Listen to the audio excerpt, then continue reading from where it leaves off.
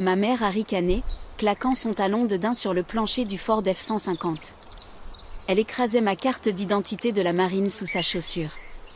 Juste une secrétaire, a-t-elle sifflé, ses yeux me transperçant comme du verre brisé. N'embarrasse pas ton frère aujourd'hui. Je te l'ai dit, tu ne fais que l'accompagner. Tu n'es pas une ratée militaire essayant d'exhiber un badge de personnel de bas niveau pour attirer l'attention. Si quelqu'un sur cette base te demande ce que tu fais, ne leur dis pas que tu classes des papiers. Cette famille a élevé une paperassière inutile. Ma main est restée en l'air, saignant là où ses ongles venaient de me griffer. Sous le talon de la femme qui m'avait donné naissance gisait ma dignité. En quelques heures, cette cruauté allait former une chaîne. Mon frère aurait le meilleur steak tandis que je serais forcée de manger des restes brûlés. Elle jetterait ses sacs, volerait ma place VIP et me bannirait seule contre le mur glacé du fond de l'auditorium, un fantôme invisible.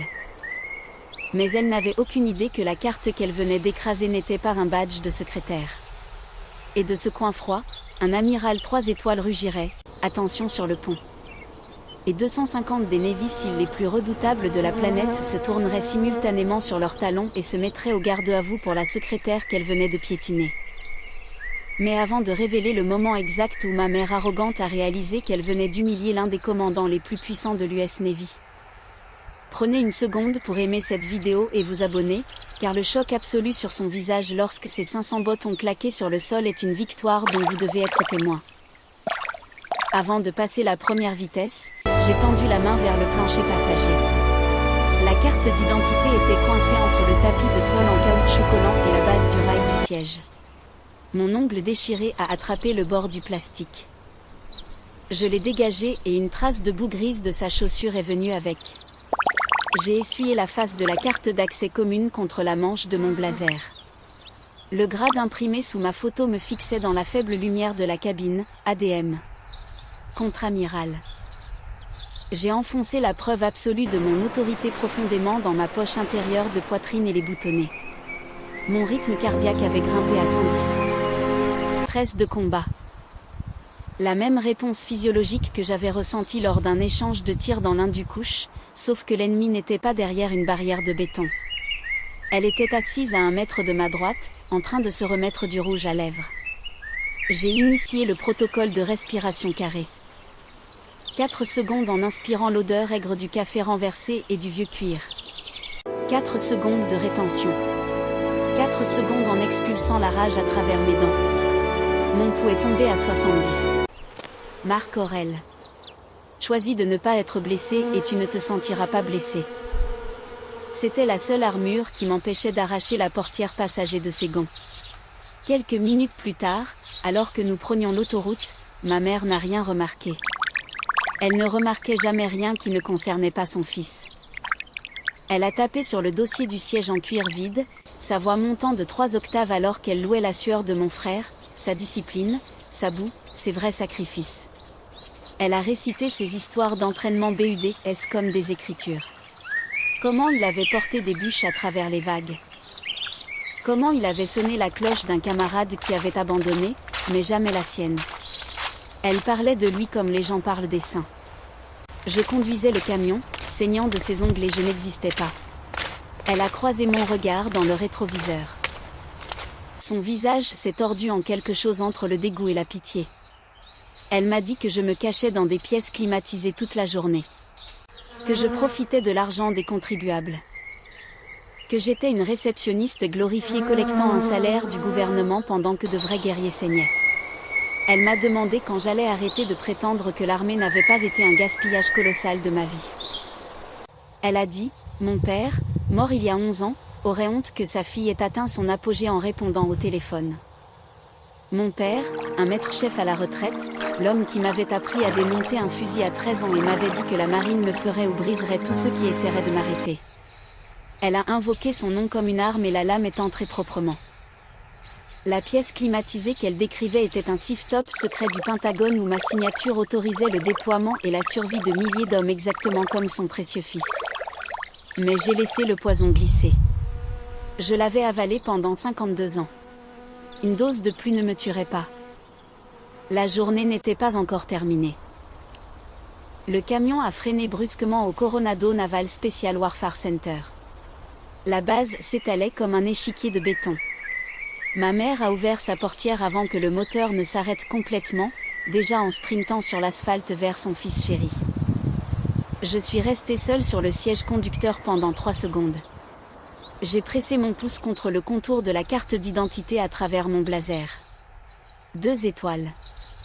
La voix de mon père a résonné quelque part au fond de mon crâne. Ils te sous-estimeront jusqu'au moment où ils ne le pourront plus. J'ai expiré une fois. Puis je suis sortie dans la chaleur et je l'ai suivi. Mon frère se tenait près de l'entrée des baraquements, son uniforme de cérémonie impeccable de cils blancs attrapant la lumière comme une affiche de recrutement. Ma mère l'a percuté à pleine vitesse, sa voix tremblante d'une fierté maniaque alors qu'elle lui serrait l'air des poumons. Elle a encadré son visage de ses 2 mains, l'inspectant comme un bijoutier évaluant un diamant. Elle ne m'a pas jeté un seul regard. J'ai marché vers le haillon. Avant que je puisse attraper mon petit sac à main, la main de ma mère s'est tendue derrière elle sans se retourner. Elle a attrapé une énorme glacière remplie de glace et un sac photo tactique de 20 livres et me les a violemment poussés dans la poitrine. Le coin en plastique dur de la glacière a claqué contre mon os de la hanche. Une explosion de douleur a irradié le long de ma cuisse. Elle a aboyé que les mains de mon frère étaient faites pour les fusils, pas pour les bagages. Elle m'a ordonné de me rendre utile pour une fois. Une femme qui avait réussi le test d'endurance physique le plus brutal de la marine, qui avait effectué un déploiement de combat avec une côte fracturée, était maintenant une bagagiste non rémunérée et irrespectée pour sa propre mère. J'ai traîné les 40 livres de matériel sans un seul changement de posture. Colonne vertébrale militaire. Nous nous sommes arrêtés devant la statue de l'homme grenouille en bronze de la base. Ma mère a positionné mon frère devant elle, arrangeant son col, inclinant son menton vers la lumière. Agissant sur un instinct persistant et insensé d'appartenance familiale, j'ai laissé tomber la glacière et je me suis avancée pour rejoindre le cadre. Son bras a instantanément décrit un arc violent. Sa paume a frappé le centre de ma poitrine d'un bras raide et dur, me faisant reculer physiquement de 2 pas. Le claquement de la peau contre le tissu a résonné dans la cour de béton. Elle n'a pas élevé la voix. C'était le pire. Ce n'était pas de la colère. C'était un fait administratif froid. Elle a déclaré que la photo n'était que pour les personnes ayant une réelle valeur pour le pays. J'ai regardé mon frère. La machine a tué de 6 minutes 3 secondes, a baissé les yeux sur ses chaussures cirées, choisissant la lâcheté plutôt que la confrontation. Il n'a rien dit. J'ai reculé de 10 pas. J'ai levé l'appareil photo, cachant mes yeux injectés de sang derrière le viseur et j'ai appuyé sur le déclencheur. Le clic numérique a capturé le moment exact où je documentais ma propre suppression de ma propre famille. Nous marchions vers les barbecues quand notre ancien voisin du Texas nous a interceptés. Il a souri chaleureusement, me posant des questions sur mon travail de haute sécurité gouvernementale à DC. Il avait entendu des rumeurs lors d'un dîner VFW. Ses yeux étaient brillants, réellement impressionnés. Avant que je ne puisse formuler une réponse vague et classifiée, ma mère s'est jetée entre nous. Elle a agité sa main en l'air comme si elle chassait un chien errant d'une table à manger. Elle a laissé échapper un rire aigu et moqueur qui a fait se tendre la peau de mon cou. Elle lui a dit qu'il devait être confus. Elle a dit que j'étais juste une petite fille du café, que je passais mes journées à me cacher derrière de vrais hommes à classer des papiers dans un sous-sol sans absolument aucun danger et sans aucun avenir. Elle a insisté sur le mot « aucun » les 2 fois, le savourant. J'ai regardé le respect s'échapper de ses yeux. Il s'est vidé comme de l'eau à travers un verre fêlé, remplacé instantanément par une pitié lourde et humiliante. Il m'a tapoté l'épaule comme on réconforte quelqu'un qui vient de perdre son emploi. J'ai serré la sangle en nylon du sac photo jusqu'à ce qu'elle me coupe une rainure blanche dans la paume. J'ai forcé un sourire impassible et j'ai admis que je gagnais à peine de quoi payer mon loyer. À quelques mètres, un lieutenant junior grade aux 2 musclés a dépassé notre groupe. Je l'ai reconnu immédiatement, l'officier de renseignement que j'avais personnellement briefé sur une extraction de déploiement de combat il y a 3 semaines dans une installation classifiée en Virginie. Ses yeux se sont posés sur moi, ses pupilles dilatées d'une horreur pure et non filtrée. Il savait exactement qui était la femme qui portait la glacière. Ses talons de botte ont claqué sur le béton, son corps se redressant rigidement au garde-à-vous par pure mémoire musculaire, se préparant à une salutation verbale formelle. « Bonjour, Adé », a-t-il commencé à crier. Je n'ai pas arrêté de marcher. Je l'ai fixé du regard, un regard qui aurait pu geler le liquide hydraulique, et j'ai fait un minuscule hochement de tête très précis. C'était un ordre silencieux qui portait le poids d'un arrêt de cour martiale. Le lieutenant a ravalé le mot comme un homme s'étouffant avec un os. Son bras est tombé, son visage est devenu blanc crayeux. Il a pratiquement couru dans la direction opposée. Ma mère a ricané dans son dos. Elle a donné un coup de coude au voisin texan et lui a dit que même un officier de Baran me trouvait trop repoussante pour me regarder. Elle a ri de nouveau. Le son m'a percé le crâne comme une perceuse rouillée. La fumée des barbecues m'a piqué les yeux. L'odeur de mesquite et de graisse carbonisée planait dans l'air épais et immobile autour de l'aire de pique-nique. Ma mère a pris les commandes du plateau de nourriture, jouant la matriarche généreuse pour les familles militaires environnantes. Elle a utilisé de massives pinces en acier pour déposer une tranche de côte parfaite et brillante dans l'assiette de mon frère. Elle a pris une salade fraîche et croquante pour elle-même. Seuls 2 morceaux de viande restaient sur le papier d'aluminium, une tendre coupe de poitrine de bœuf, et une galette de hamburger noir et desséché qui avait été abandonnée sur les braises jusqu'à ressembler à un palais de hockey en charbon de bois. Mon frère a hésité. Quelque chose, peut-être de la culpabilité, peut-être le dernier nerf de décence survivant dans son corps a traversé son visage. Il a tendu ses pinces vers la poitrine de bœuf, l'inclinant vers mon assiette vide. Avant que le métal ne touche la viande, la fourchette argentée de ma mère a claqué, transperçant la poitrine de bœuf et la clouant sur le plateau comme un papillon dans une vitrine. Sans rompre le contact visuel avec moi, elle a attrapé l'assiette en papier contenant le palais de carbone brûlé et l'a fait glisser violemment sur la table de pique-nique ébréchée. Elle s'est arrêtée juste au bord devant moi. Mon frère a posé ses pinces. Il a pris la galette carbonisée à main nue et l'a placée lui-même dans mon assiette, puis est retourné à ses côtes. Il n'était plus seulement un spectateur. Il avait rejoint le peloton d'exécution. Elle a élevé la voix pour que les tables voisines entendent. Elle a déclaré « Mon frère avait besoin de protéines de première qualité parce qu'il a réellement saigné pour son pays ». Elle m'a regardé avec un mépris absolu et a déclaré qu'une paperassière inutile n'avait pas besoin de muscles, juste d'assez d'énergie pour taper. 3 officiers à la table voisine ont échangé un regard. L'un d'eux, un commandant que j'avais promu il y a 18 mois, a ouvert la bouche, puis l'a refermée. Il ne savait pas que j'étais assise à sa table en civil, mais la cruauté était suffisamment visible pour mettre un étranger mal à l'aise. Il a baissé les yeux sur son assiette et n'a rien dit. Un souvenir a explosé derrière mes yeux. Thanksgiving, 1996. J'avais 22 ans, de retour de l'académie. La cuisine sentait la sauge et le beurre.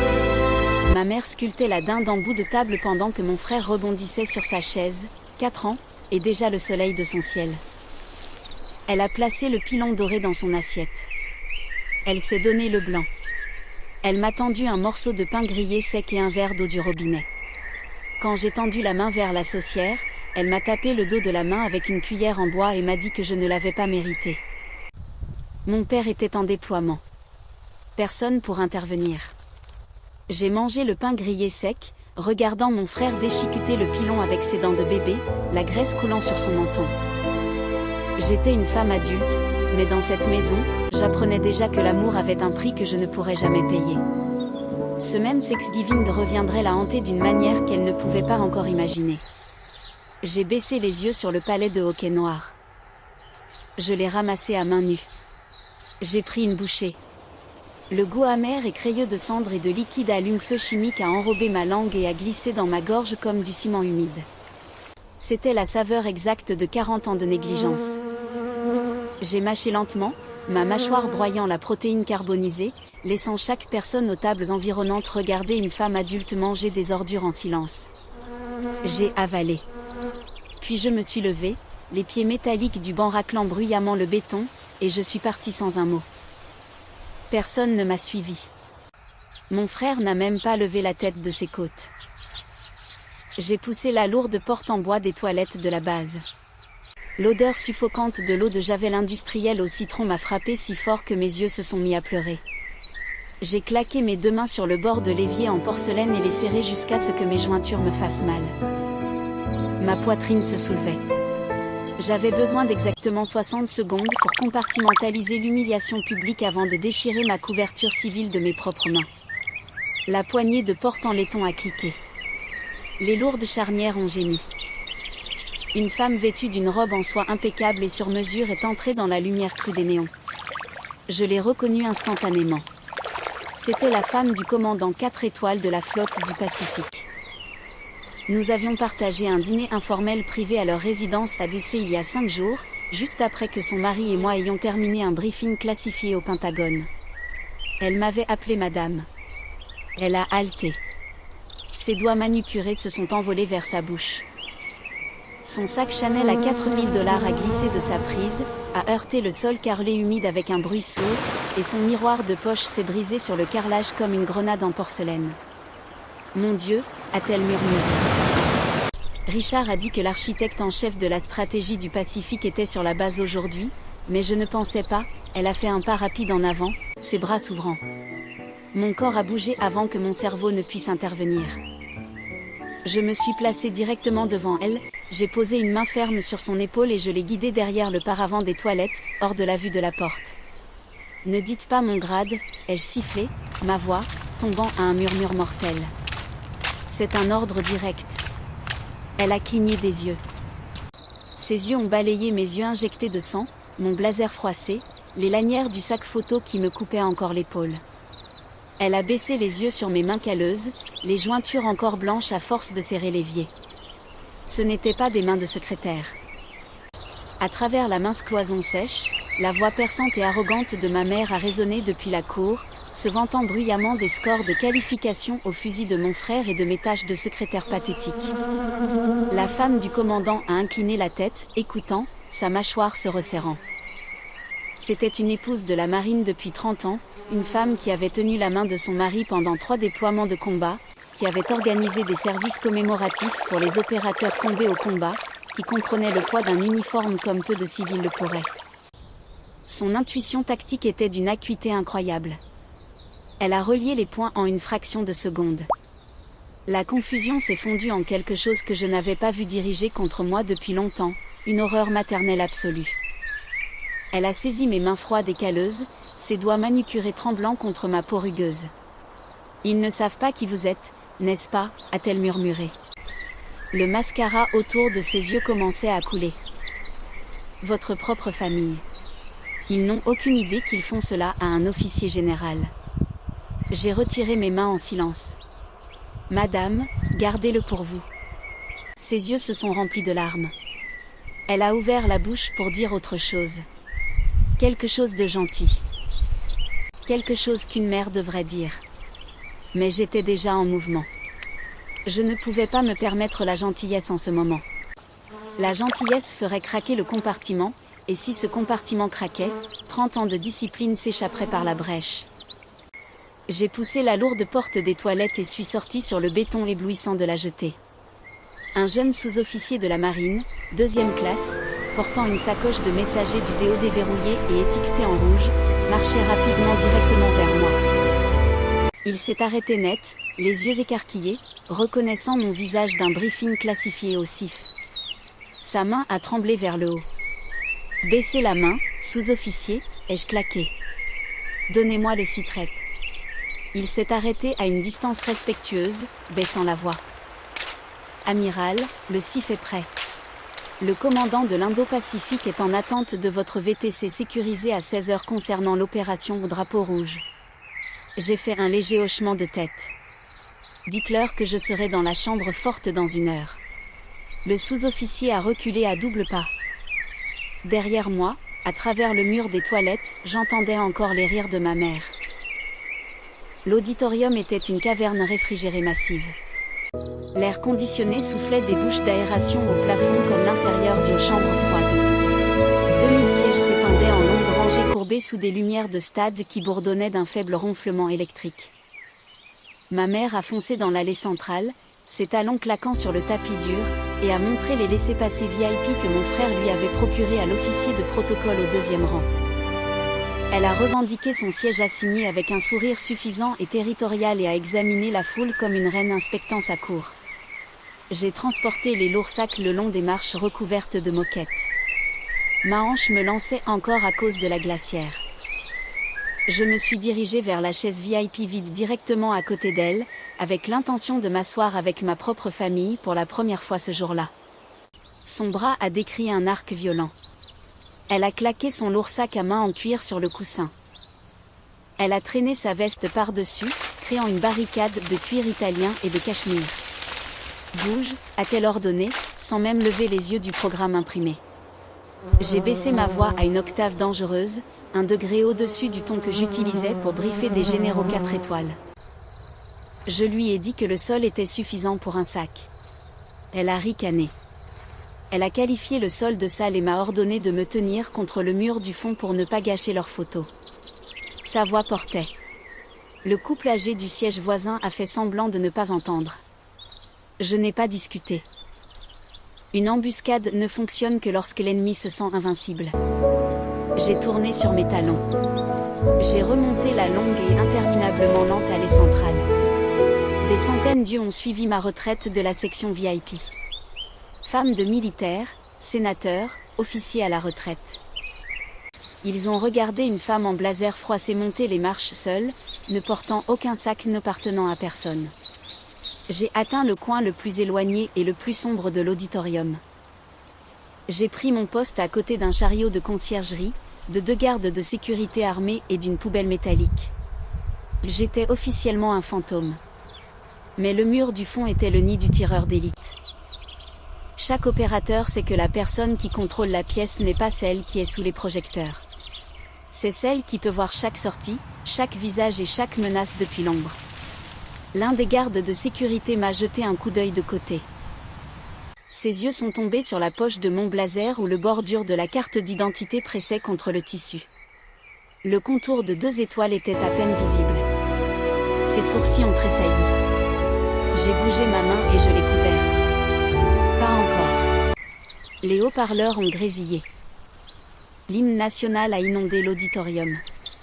Automatiquement, ma colonne vertébrale s'est redressée. Mes bottes se sont bloquées ensemble. Ma main droite s'est levée, mourant d'envie de faire un salut impeccable au drapeau. Je me suis mordu l'intérieur de la joue jusqu'à ce que je sente le cuivre. J'ai forcé mon poing à redescendre le long de mon corps. Vêtements civils. J'étais un contre-amiral au garde-à-vous à côté d'un seau à serpillière, faisant semblant de n'être personne, tandis que la femme qui m'avait mise là se moquait de ma posture rigide auprès de l'étranger à côté d'elle au 2e rang. Si vous avez déjà dû ravaler votre fierté et rester dans l'ombre pendant que les personnes qui vous ont brisé prenaient la lumière, veuillez aimer cette vidéo et partager votre histoire de survie dans les commentaires. Nous savons tous à quel point il est angoissant d'attendre que la vérité éclate enfin. C'est mon honneur de présenter le commandant des opérations spéciales navales. La voix de l'annonceur a frappé l'auditorium comme un marteau. La pièce est devenue silencieuse. 2000 corps ont cessé de bouger sur leur siège. L'amiral 3 étoiles, le commandant d'opérations spéciales le plus décoré de l'histoire de la marine des États-Unis, s'est avancé vers le pupitre en bois. Il n'a pas regardé son script. Il a agrippé les bords du pupitre des 2 mains cicatrisées, ses yeux de prédateur usé scannant la foule comme un faucon scannait un champ. Il a regardé au-delà des politiciens au 3e rang. Il a regardé au-delà des entrepreneurs de la défense et leurs sourires nerveux. Il a regardé droit au-delà du visage impatient et rayonnant de ma mère au 2e rang. Elle se penchait en avant, la poitrine gonflée d'une fierté empruntée, prête à se prélasser dans la gloire rayonnante de la scène. Elle n'avait aucune idée qu'elle était invisible pour lui. Les yeux de l'amiral ont balayé l'arrière de la pièce. Ils se sont posés sur le coin sombre où je me tenais entre le chariot du concierge et les gardes de sécurité. Il s'est figé. Un éclair de pur choc, le genre que je n'avais vu que sur des hommes tirant un soldat blessé des décombres, a saisi son visage. Il a été suivi immédiatement par un resserrement de sa mâchoire, un redressement de ses épaules massives, une révérence absolue. Il s'est penché violemment vers le microphone. Avant que nous n'épinglions le trident, a-t-il tonné. Il n'a pas crié. Il n'avait pas besoin de le faire. La pure gravité de son ton s'est projetée sans effort sur le mur du fond.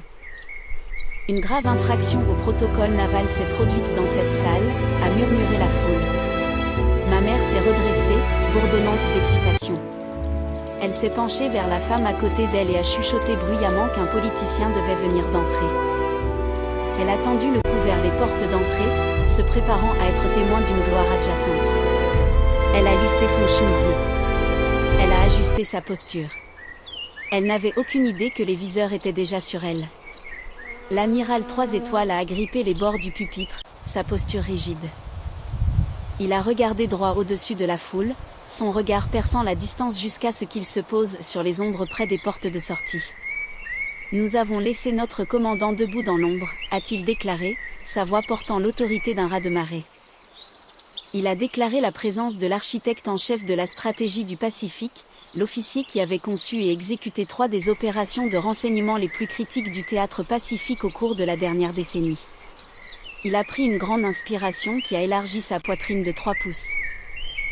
L'auditorium était si silencieux que j'entendais l'unité de climatisation fonctionner derrière le mur du fond.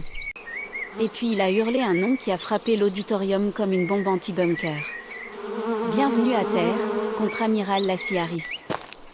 Le silence qui a suivi était si épais que je pouvais le sentir presser mes tympans. 2000 personnes ont cessé de respirer. La bouche de ma mère est tombée ouverte.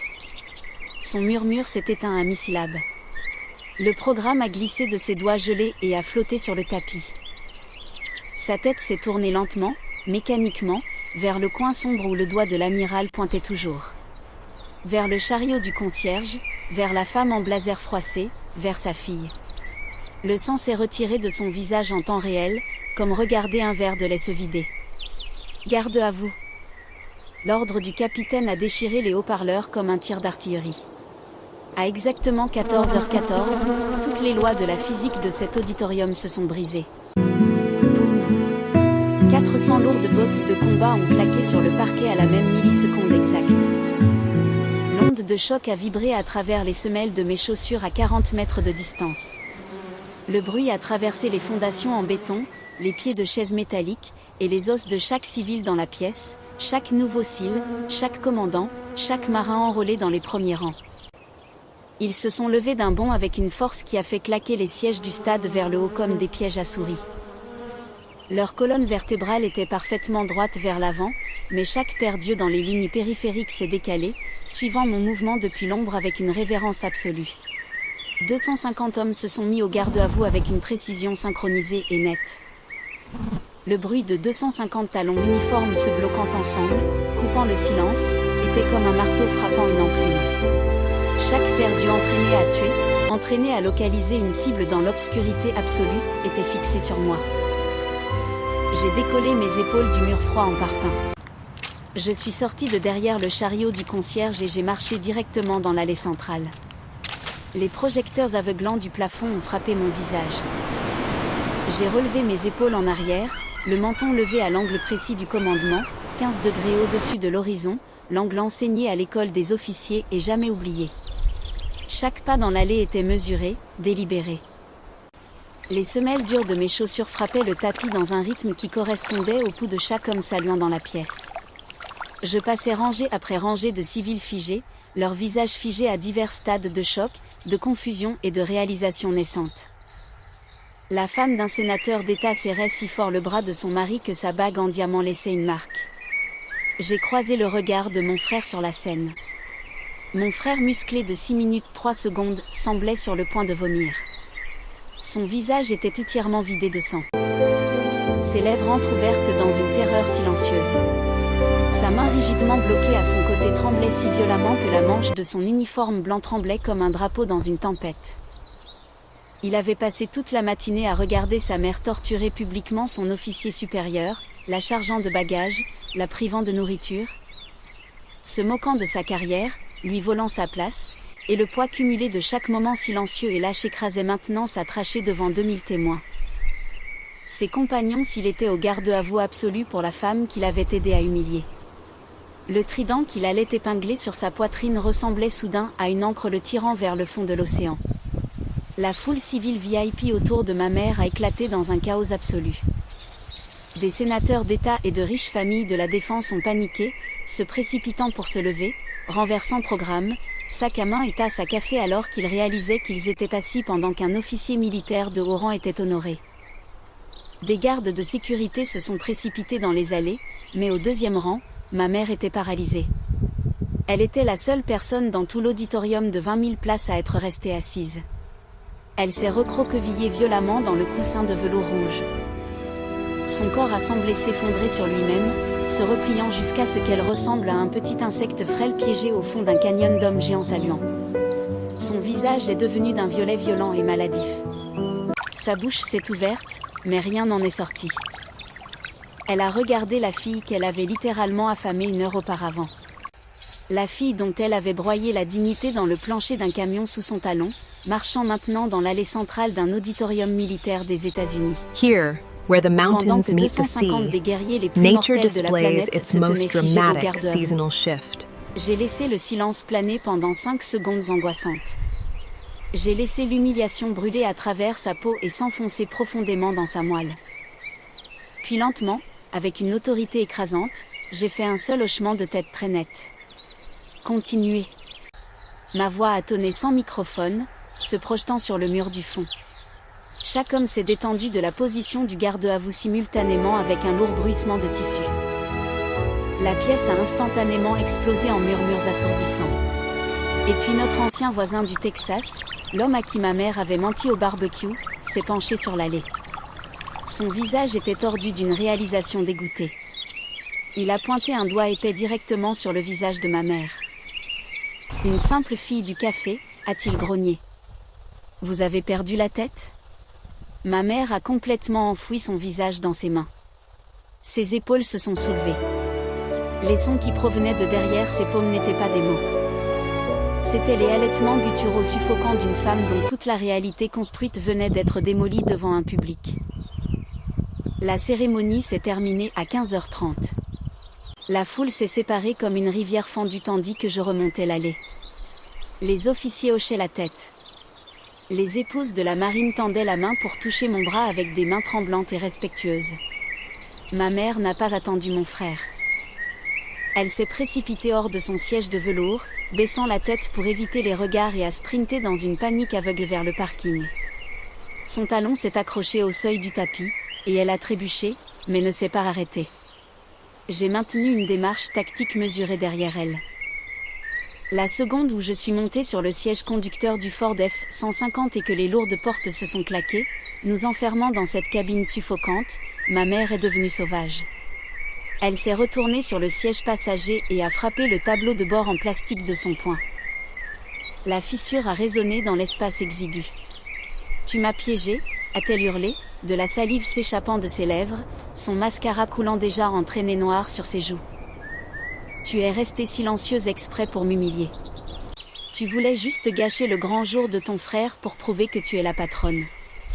Elle s'accrochait désespérément à son statut de victime. Elle essayait de reconstruire le mensonge des 2 mains tandis que les décombres tombaient encore. Mon frère a ouvert la porte arrière et est monté, ouvrant la bouche pour s'excuser frénétiquement. J'ai levé ma main droite, paume ouverte, doigt joint, le geste qui arrête les pelotons à mi-pas. Il est devenu muet. Dans le rétroviseur, je pouvais voir son visage s'effondrer.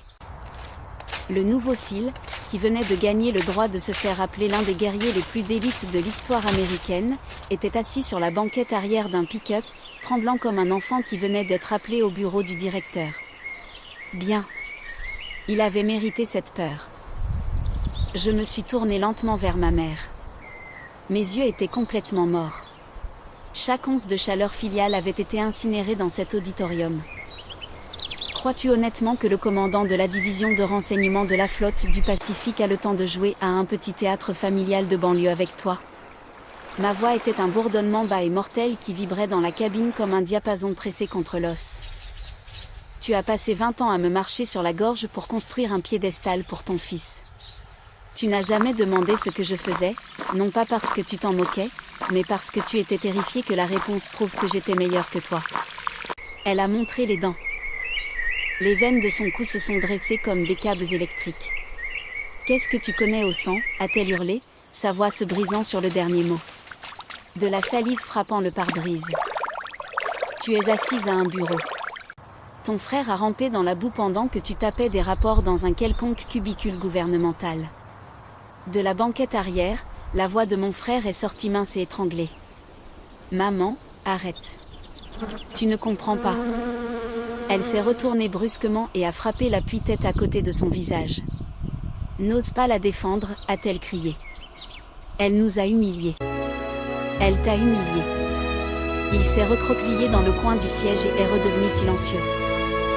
Le réflexe du lâche, le même réflexe qu'il pratiquait depuis qu'il avait 4 ans. Je n'ai pas gaspillé d'oxygène. J'ai déboutonné mon blazer. J'ai fouillé dans ma poche de poitrine et j'ai sorti mon portefeuille tactique en cuir. À l'intérieur, j'ai sorti une photographie plastifiée très froissée. Les bords étaient tachés de suie brune foncée et séchés qui n'étaient jamais complètement partis. Je l'ai jetée sur la console centrale. Elle a heurté sa poitrine et est tombée sur ses genoux. Elle a baissé les yeux. Ce n'était pas une photo de relations publiques. C'était un cliché de médecin de campagne pris à l'intérieur d'une tente médicale au sol en terre à Kandahar, en Afghanistan. Mon uniforme de combat était ouvert. Ma poitrine et mon épaule droite étaient enveloppées de couches de gaz rouge saturé. Debout au-dessus de ma civière se trouvait le même amiral 3 étoiles qui venait de secouer l'auditorium. Les médecins de combat travaillaient agressivement pour soigner ma blessure à la poitrine. Ma chemise de combat avait été coupée. Il n'épinglait pas une médaille. Il pressait sa main sur mon épaule indemne, son visage grave avant que l'hélicoptère d'évacuation médicale ne me transporte. Les yeux de ma mère ont exorbité. Son souffle s'est bloqué dans sa gorge comme un os coincé de travers. Je me suis penchée sur la console centrale, envahissant son espace physique jusqu'à ce qu'elle soit épinglée contre la vitre passager. Lisez la date, ai-je grogné. En bas à droite.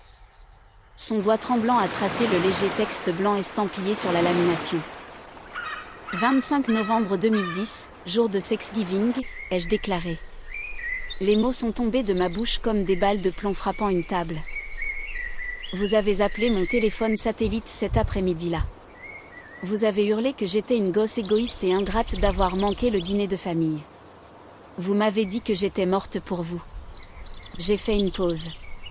J'ai laissé le silence remplir chaque centimètre cube de la cabine. Je n'ai pas répondu. Vous savez pourquoi ? Parce que je m'étouffais avec mon propre sang dans cette tente médicale au sol en terre à Kandahar après avoir pris 2 balles dans la poitrine, sauvant 3 de mes hommes. Les yeux de ma mère se sont lentement levés de la photographie vers ma clavicule. Pour la première fois de sa vie, elle a réellement regardé l'énorme cicatrice dentelée qui dépassait de la peau juste au-dessus du décolleté de mon blazer. La cicatrice qu'elle n'avait jamais remarquée. La cicatrice à propos de laquelle elle n'avait jamais posé de questions. La cicatrice qu'elle avait passé 20 ans à s'entraîner à ne pas voir parce que la voir signifierait admettre que j'étais quelque chose de plus qu'une secrétaire. Elle a laissé échapper un gémissement guttural suffocant et s'est effondrée en avant, son front frappant le tableau de bord. À 17h30, nous étions assis dans un déniès presque vide près de l'Interstate 5. Les lumières fluorescentes crues bourdonnaient au-dessus, révélant chaque nouvelle ride sur le visage de ma mère, chaque vaisseau sanguin éclaté dans ses yeux. Elle ne portait plus son arrogante soie. Elle était recroquevillée dans un sweatshirt bon marché, ses épaules relevées autour de ses oreilles comme une femme essayant de disparaître. Elle serrait une tasse en céramique de café noir des 2 mains. Le liquide tremblait. « Je n'y arrivais pas », a-t-elle gémi. Sa voix était complètement brisée, dépouillée de toutes les armes qu'elle avait jamais brandies. Je ne suis qu'une femme au foyer. Pas de diplôme, pas de pouvoir. Quand tu as rejoint l'armée et que tu as commencé à monter en grade, je me suis sentie comme une ratée sans valeur. J'ai dû me convaincre que tu n'étais qu'une humble secrétaire. J'ai dû t'écraser pour que tu ne sois personne parce que si tu étais une héroïne, elle s'est étouffée. Cela signifiait que je n'étais rien. Des larmes coulaient de son menton dans le café. Elles formaient de minuscules anneaux silencieux sur la surface sombre. La serveuse derrière le comptoir faisait semblant d'essuyer les verres. Elle avait tout entendu.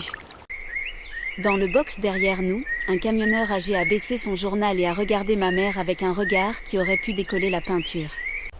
Je me suis assise en face d'elle et je n'ai rien ressenti. Ni satisfaction, ni pitié, ni justification, juste un calme plat et chirurgical, le même registre émotionnel dans lequel j'opérais en autorisant un paquet de frappes à 3 heures du matin. J'avais attendu 20 ans cette confession. Maintenant qu'elle était là, assise dans la lumière fluorescente d'un DNS d'autoroute, elle était plus petite que je ne l'avais imaginé, moins chère. Une femme qui avait passé 2 décennies à démanteler l'âme de sa fille l'avait fait parce qu'elle ne supportait pas son propre reflet.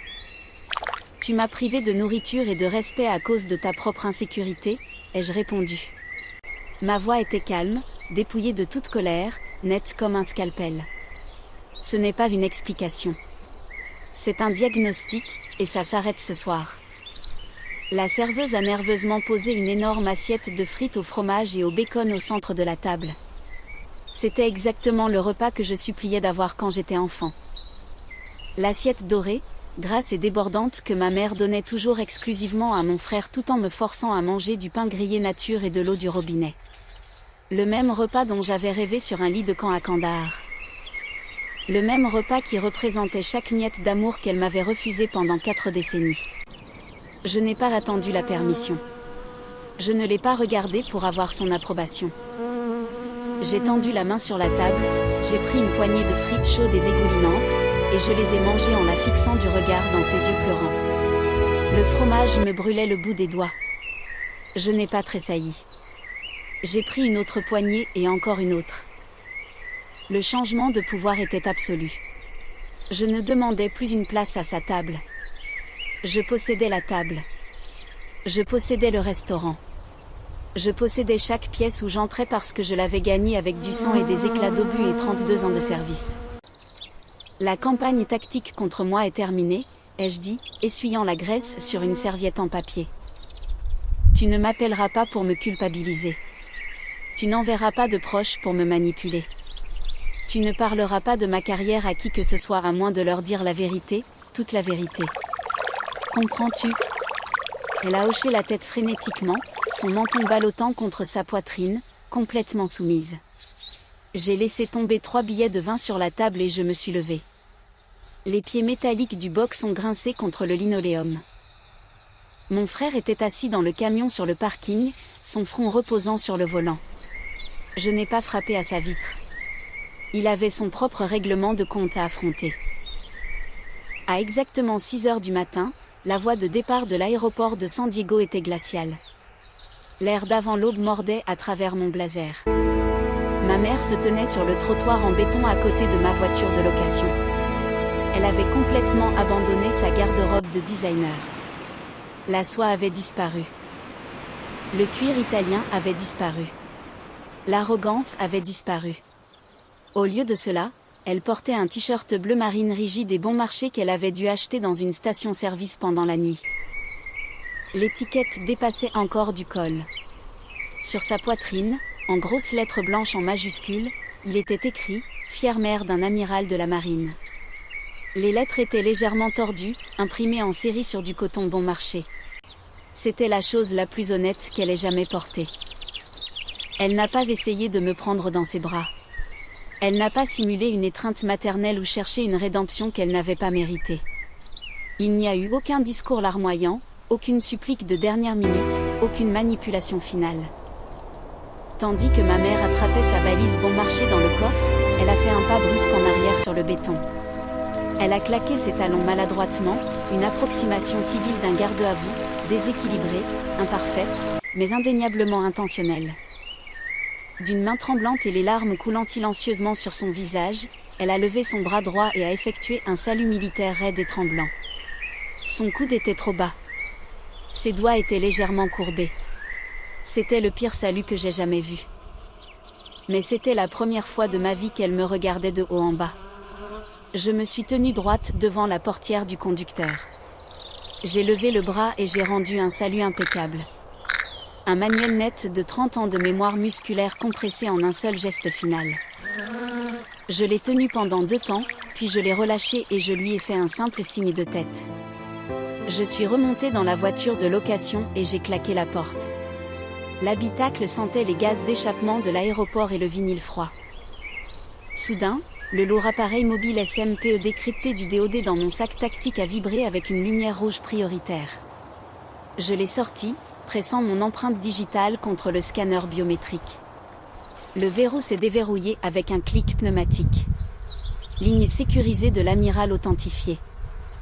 La voix de mon chef de cabinet du Pentagone a grésillé à travers le haut-parleur crypté.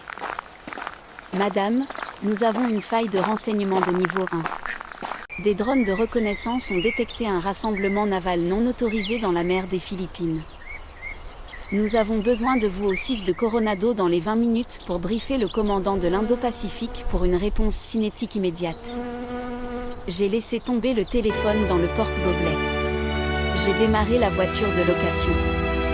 Les pneus ont hurlé sur l'asphalte alors que je m'engageais sur l'autoroute, l'aéroport rapetissant dans le rétroviseur. Le drame familial était terminé. Il était temps de déployer la flotte fantôme. Lorsque vous cessez enfin de vous battre pour l'approbation de personnes qui sont déterminées à vous incomprendre, vous vous libérez pour accéder à votre véritable pouvoir. Si vous avez ressenti la satisfaction absolue de me voir reprendre ma vie, veuillez cliquer sur le bouton « J'aime », vous abonner à la chaîne et me dire dans les commentaires quel a été le moment où vous avez finalement quitté votre famille toxique.